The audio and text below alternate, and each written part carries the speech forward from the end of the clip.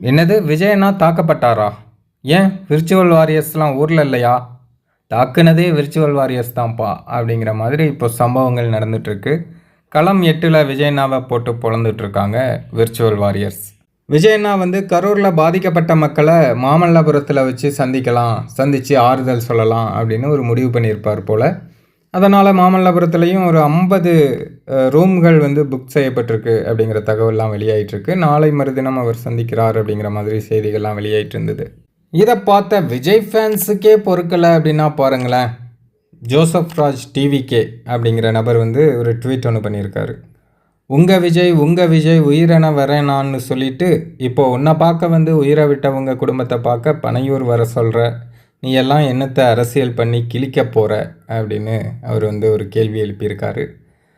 அது மட்டும் இல்லாமல் அன்பு அப்படின்னு ஒரு விஜய் ரசிகர் அவர் என்ன சொல்கிறாரு அப்படின்னா, இவ்வளவு பயம் இருக்கிறவங்க எதுக்கு அரசியலுக்கு வந்தீங்க பயந்தாங்கோலி அப்படின்னு விஜயண்ணாவை டேக் பண்ணியிருக்காரு.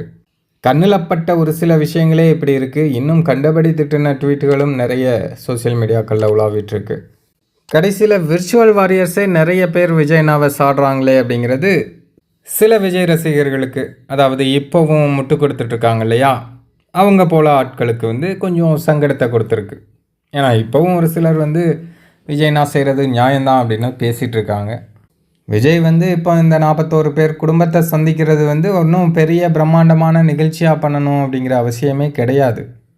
பர்மிஷன் கேட்டோம் அப்படிங்கிறாங்க, கரூரில் மண்டபமே கிடைக்கல அப்படிங்கிறாங்க. ஏன் மண்டபத்தில் வச்சு தான் சந்திக்க முடியுமா? வீட்டுக்கு போக வேண்டியதானே. இப்போது வீட்டுக்கு போனால் உடனே கூட்டம் வந்துடும் அப்படின்னு சொல்ல ஆரம்பிச்சிடுறாங்க. ஏன் எல்லார்ட்டையும் சொல்கிறீங்க இன்றைக்கி வராரு அப்படின்னு? எதுக்கு மீடியாக்கள்லாம் சொல்கிறீங்க?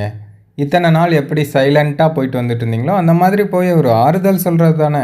இதில் என்ன பெரிய சம்பவம் நடக்க போகுது?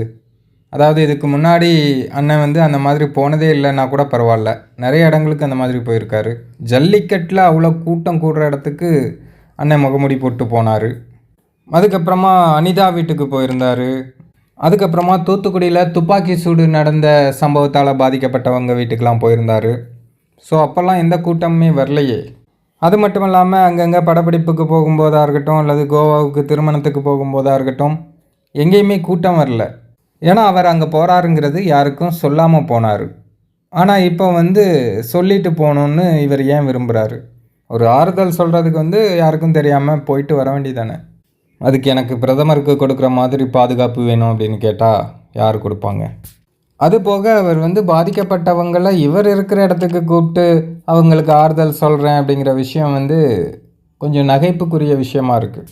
இதுக்கு இவர் ஆறுதல் சொல்லாமலே இருக்கலாம் அப்படின்னு கூட பல பேர் கருத்து பதிவிட்டுருக்காங்க. சரி, இது பற்றிய உங்களுடைய கருத்தை மறக்காமல் கமெண்ட்டில் சொல்லுங்கள்.